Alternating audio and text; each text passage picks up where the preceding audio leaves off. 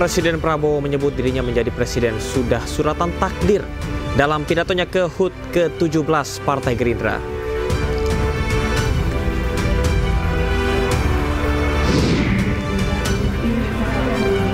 Ratusan kepala daerah akan mengikuti retreat usai dilantik di Jakarta.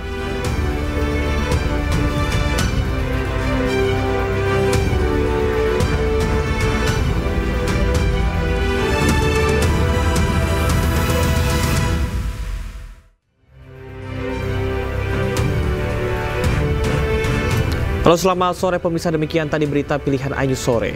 Bersama saya Camar Haenda, kita awali Anyus Sore dengan informasi ratusan kepala daerah yang akan mengikuti retreat batal diberangkatkan dari Istana Kepresidenan Gedung Agung Yogyakarta.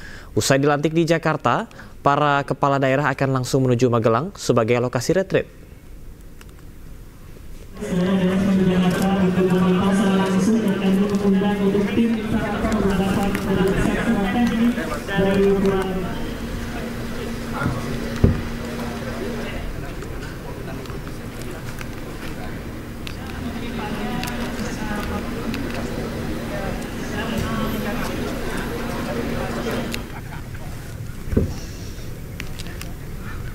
Sekretaris Daerah Pemerintah Daerah Istimewa Yogyakarta, Beni Suharsono menyebut dirinya mendapat arahan bahwa usai dilantik di Jakarta, para kepala daerah tidak singgah di Gedung Agung.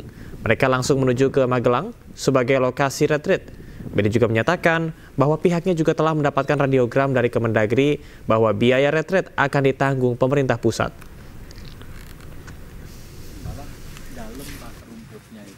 Ini gedung-gedung saya sudah melapor ke Pak Agung, mengatakan ya disiapkan, kami siapkan dengan stakeholder yang ada.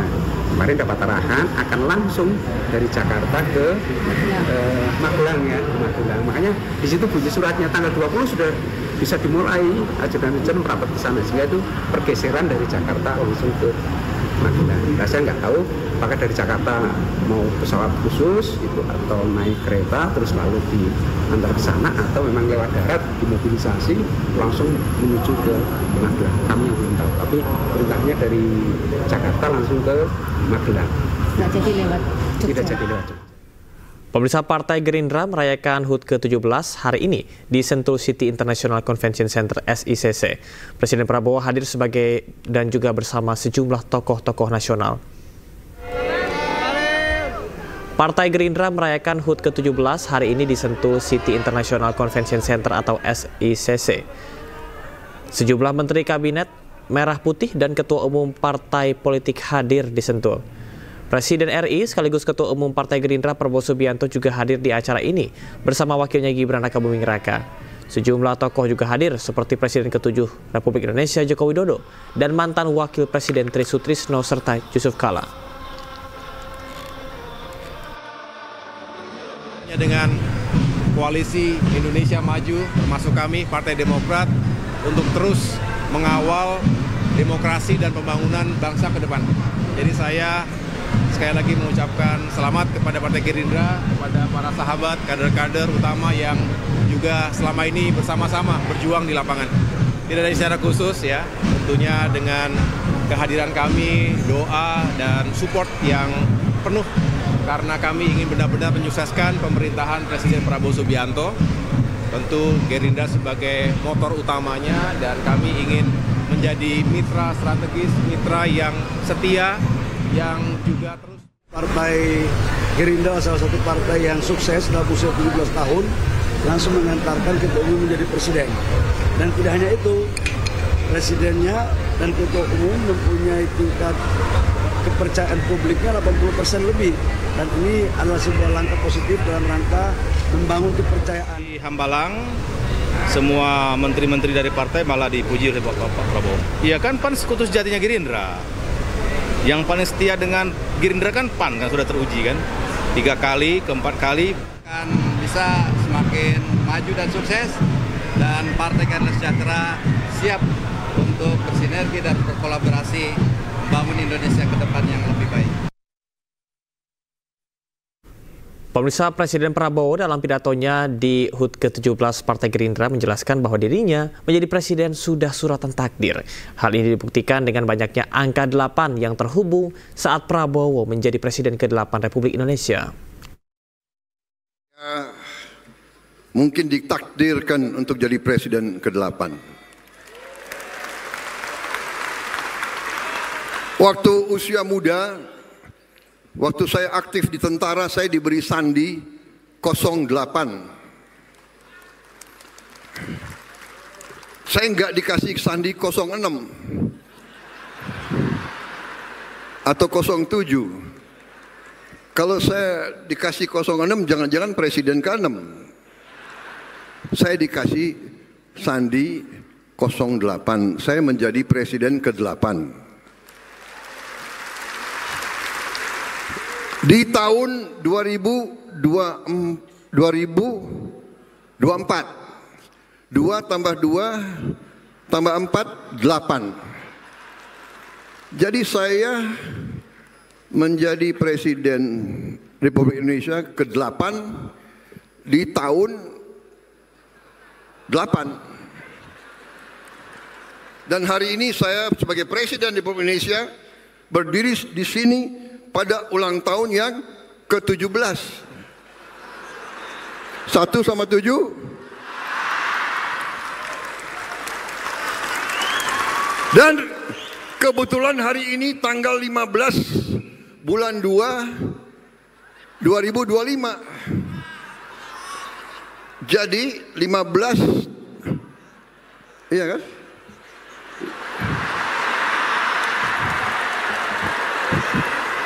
(15) 1 sama 5, 6. 6 tambah 2, 8.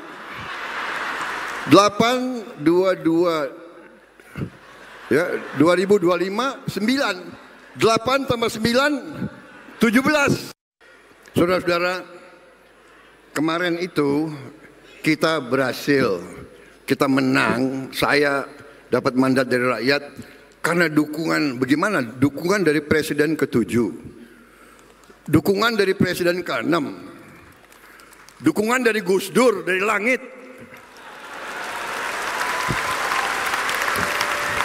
Kok nggak bisa kalah kita kemarin itu. Dan saudara-saudara, kembali lagi angka ya.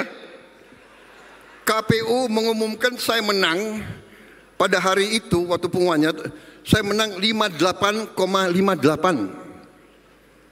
5 tambah 8, 13. 13 tambah 13, 26. 26, 8. Bukan aku yang atur loh. Saya nggak bisa pilih tanggal kan. Bukan kita atur. Ini sudah tondo-tondo.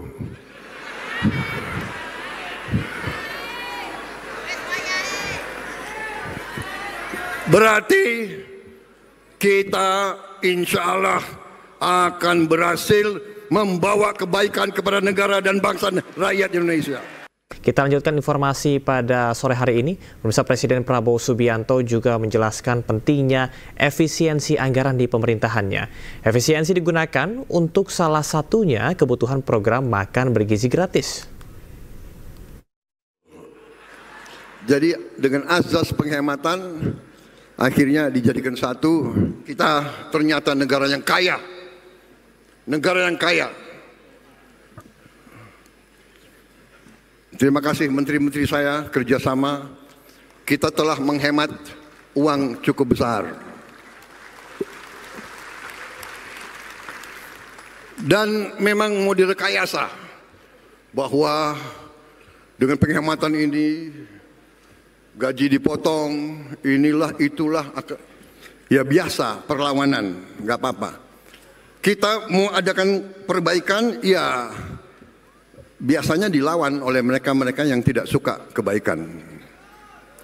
Tapi kita akan berhasil karena kita berada di pihak yang benar. Badan Gizi Nasional bisa begini cepat, di luar dugaan orang. Biasa ada yang nyinyir, ya kan? Mana bisa kasih makan?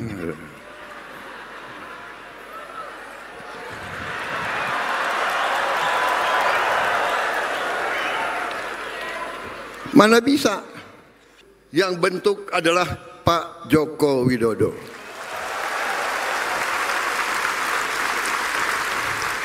Beliau yang bentuk. Sehingga kita sudah kerja sebelum Oktober. Dan kita Januari kita sudah gelar. Saya diberitahu bahwa berapa hari ini sudah sampai 770.000 anak. Dan akhir bulan Februari sudah sampai 1 juta. Dan seterusnya. Diharapkan akhir Juli sudah sampai 6 juta minimal. Saudara-saudara sekalian, bapak-bapak, ibu-ibu sekalian, tidak ada presiden Republik Indonesia yang punya tongkat Nabi Musa, tidak ada. Yang punya tongkat Nabi Musa, tidak ada. Negara kita sangat besar. Sudah kita mulai bergelar sekian ratus, sekian, masih ada yang komentar. Iya, tapi belum banyak. Sorry ya.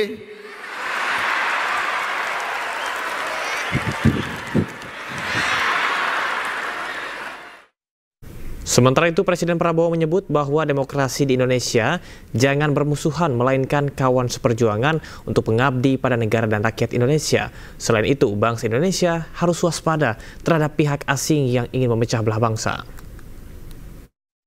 Partai punya cita-cita yang sama. Semua partai di Republik ini ingin juga berbuat yang terbaik untuk rakyat Indonesia. Karena itu, dari sejak awal, dalam perjalanan ini, saya berpendapat bahwa demokrasi kita harus demokrasi yang khas Indonesia. Mungkin ada profesor-profesor didikan luar yang akan mencemoohkan saya. Bagi mereka-mereka itu, semua yang diajarkan dari luar itu benar adanya. Saya katakan belum tentu. Yang cocok untuk mereka belum tentu cocok untuk kita.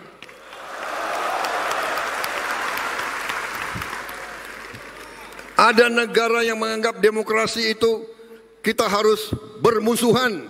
Demokrasi kita tidak boleh kita bermusuhan dengan lawan-lawan politik kita. Saya kira keliru kalau kita pakai istilah lawan politik. Tidak ada lawan politik.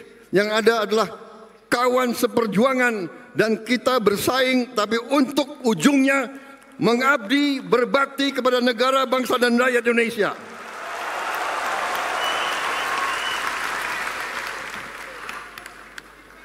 Itu keyakinan saya. Dan ini saya kira sudah dibenarkan oleh perjalanan sejarah dunia. Hanya negara yang elitnya bisa kerjasama, negara itulah yang bangkit. Karena itu, satu, demokrasi kita harus khas. Demokrasi kita harus setelah bersaing, kita anggap pemilu pilkada itu pertandingan. Kita bersaing. Begitu ada yang menang, ada yang kalah, kita harus bersatu. Kita harus kerjasama. Bersatu tidak berarti semua masuk pemerintahan. Tidak. Kalau perlu iya. Kalau perlu, kalau tidak juga nggak apa-apa. Dalam arti mereka yang tidak masuk pemerintah kita tetap anggap sebagai patriot-patriot bangsa Indonesia. Mungkin mereka di luar, berarti mereka membantu kita. Mereka akan ngoreksi kita. Mereka akan memperbaiki kita. Mereka akan mengawasi kita. Kita harus mau diawasi. Kita harus mau dikoreksi. Kita harus mau dikritik. Saudara-saudara, tapi kritiknya yang benar. Jangan kritik berdasarkan dendam. Betul. Kita jaga Indonesia yang sejuk. Kita jaga Indonesia yang damai. Kalau ada yang dihasut-hasut atau mau menghasut, waspada. Ini saya katakan ulah kekuatan asing yang selalu ingin pecah belah Indonesia.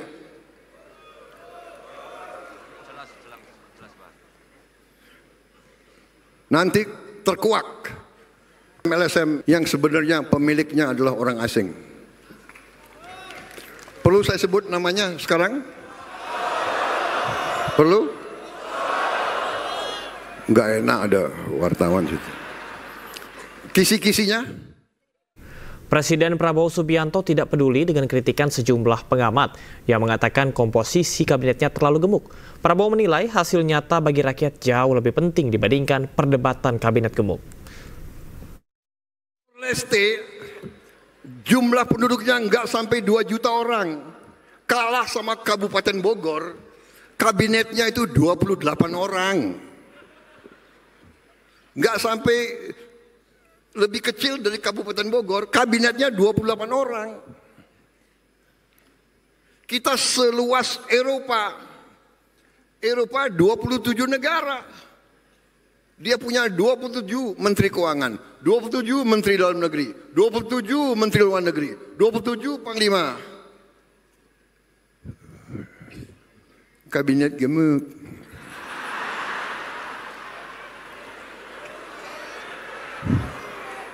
Nggak peduli saya disebut apa, yang penting hasilnya.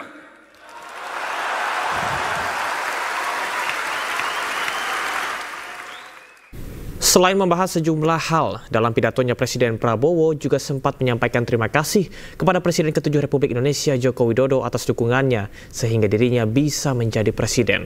Dalam kesempatan itu, Prabowo juga memberikan sebuah keris bersabuk emas sebagai cindera mata.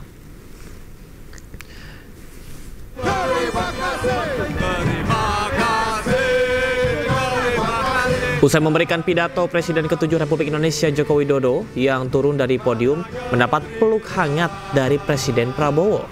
Nyanyian terima kasih untuk Jokowi juga terus dikumandangkan oleh ribuan kader yang hadir dalam perayaan HUT ke-17 Partai Gerindra. Prabowo kemudian memberikan hadiah sebuah keris bersabuk emas kepada Jokowi sebagai cindera mata.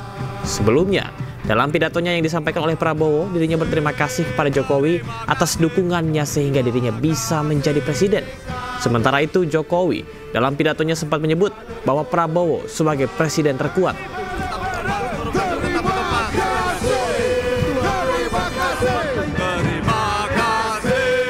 Dan saya katakan di sini, kita berhasil karena kita didukung oleh Presiden ke-7. Tepuk tangannya kurang semangat. Semangat lagi. Hidup Jokowi.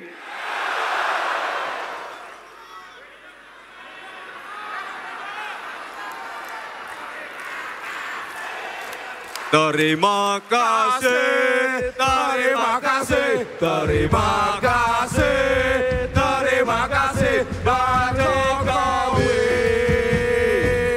Pak Jokowi.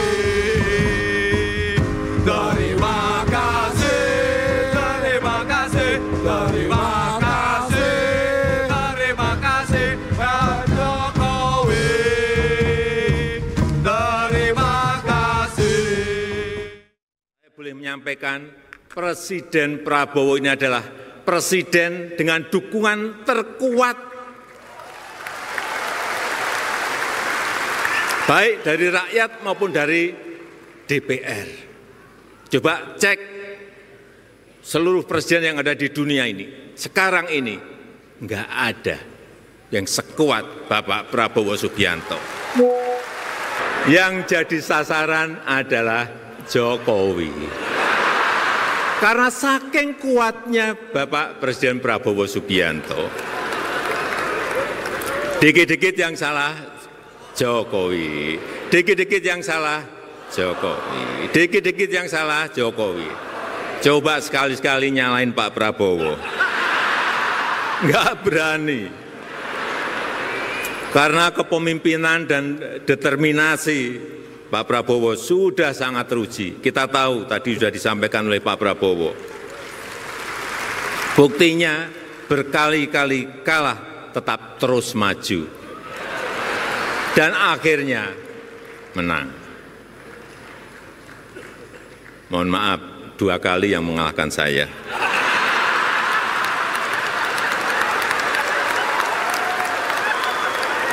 Dengan kekuatan approval rating dan dukungan politik tadi, saya meyakini di bawah kepemimpinan Pak Prabowo, satu persatu nanti program-program yang sudah direncanakan akan bisa terrealisasi dengan baik.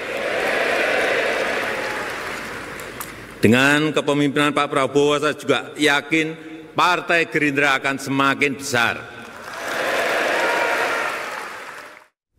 Ratusan kepala daerah akan mengikuti retreat usai dilantik di Jakarta. Informasi selengkapnya tetaplah bersama kami di Ainus Sore.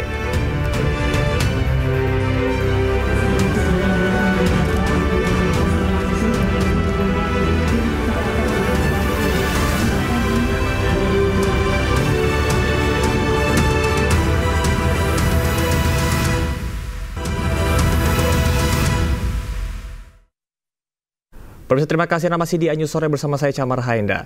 Presiden Prabowo Subianto berbicara soal tingkat korupsi di Indonesia yang sangat mengkhawatirkan. Hal tersebut disampaikan pada Forum International World Government Summit 2025 di Dubai secara daring Kamis lalu. Pada kesempatan tersebut, Presiden Prabowo menyebut dirinya mengerahkan segala kekuatan untuk membasmi korupsi yang marak terjadi di tanah air. Corruption level of my country is very alarming, to say the least. And that's why I'm determined to use all the energy, all the authority invested in me by my constitution to try to overcome this disease, which I think is the root of all the decline in the sectors that you mentioned, our education sector, research and development, is because of the basic illness of corruption. And this needs, I think, courage on the part of my government. We have to be determined to provide clean government. And now, after 100 days, I feel that the majority of my people now are supporting me. They got the message because they suffer every day from this corruption. So I'm now very bullish. I'm very confident. And I think everybody, the Indonesian people especially, understand this. You've described. Sorry. I'm facing some resistance from the entrenched bureaucracy. Some of them consider themselves untouchables, but I have not yet begun to fight. So I think this will be my motto. Gubernur Sumatera Utara terpilih Bobi Nasution membaca jati diri kader Partai Gerindra di hari ulang tahun ke-17 Gerindra di Bogor, Jawa Barat. Bobi membacakan janji kader di hadapan Presiden Republik Indonesia, sekaligus Ketua Umum Partai Gerindra Prabowo Subianto. Ikhlas, bekerja sukarela, dengan penuh rasa cinta tanah air, dan dengan penuh rasa tanggung jawab kepada Ibu Pertiwi, bertekad dengan segenap jiwa dan raga kami membela keutuhan dan kejayaan bangsa Indonesia. Kami kader Partai Gerindra adalah kesatria yang membela kebenaran, kejujuran, dan keadilan dalam hidup dan perilaku. Dengan lantang, Gubernur Sumatera Utara terpilih Bobi Nasution membacakan jati diri kader partai usai pembacaan ikrar kader di hari ulang tahun ke-17 Gerindra di Bogor, Jawa Barat. Bobi menyebut bahwa kader Partai Gerindra merupakan satria yang membela kebenaran, kejujuran, dan keadilan dalam hidup dan perilaku sehari-hari. Selain itu, Partai Gerindra juga pantang berkhianat terhadap cita-cita perjuangan partai dan cita-cita perjuangan bangsa Indonesia. Sebelumnya, Bobi merupakan kader PDI Perjuangan, namun pada tahun 2024 Gubernur Sumatera Utara ini terpilih ini resmi dipecat dari PDI Perjuangan. Untuk membangun suatu bangsa yang terhormat, bangsa yang adil dan makmur, bangsa yang disegani oleh bangsa-bangsa lain karena keadilan dan kesejahteraan rakyatnya. Kami kader Partai Gerindra bertekad membangun suatu masyarakat Bhinneka Tunggal Ika yang melindungi segenap tumpah darah Indonesia. Kita beralih ke informasi lain. Pemirsa, syukuran dan prosesi potong tumpeng menandai dimulainya produksi serial Arab Maklum musim ketiga. Syukuran digelar di MNC Tower Kebon Sirih, Jakarta Pusat agar produksi original series Vision Plus ini berjalan dengan lancar dan bisa menghibur penonton.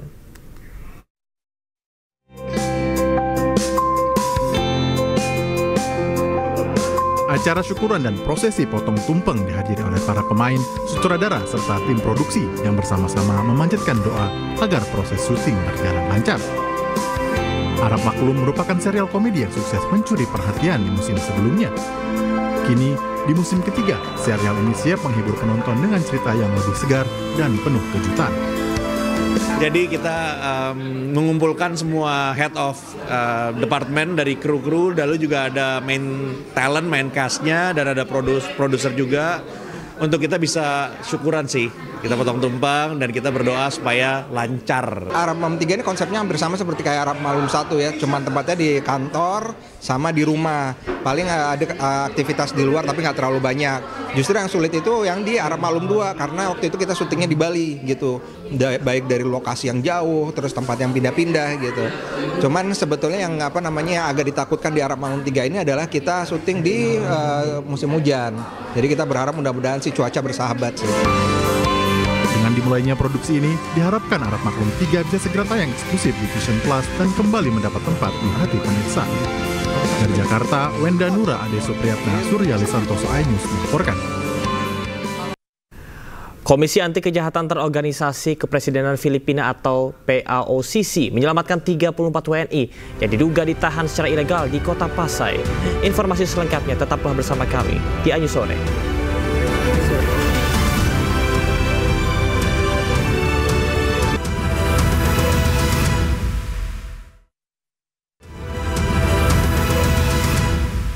Komisi Anti Kejahatan Terorganisasi Kepresidenan Filipina atau PAOCC menyelamatkan 34 WNI yang diduga ditahan secara ilegal di Kota Pasay.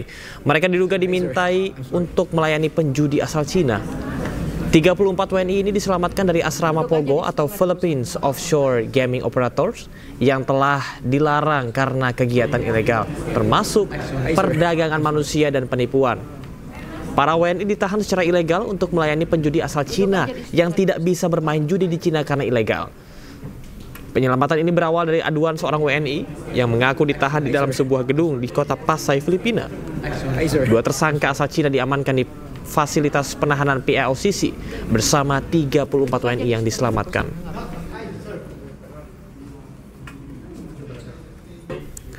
Dan pemirsa, usai sudah kebersamaan kita dalam iNews Sore hari ini. Cuplikan tayangan berita iNews dapat pula Anda saksikan di kanal YouTube @official iNews. Dan jangan lupa saksikan iNewsroom sesaat lagi bersama dengan rekan saya Bremana Tenaya. Saya Camar Henda, terima kasih. Sampai jumpa.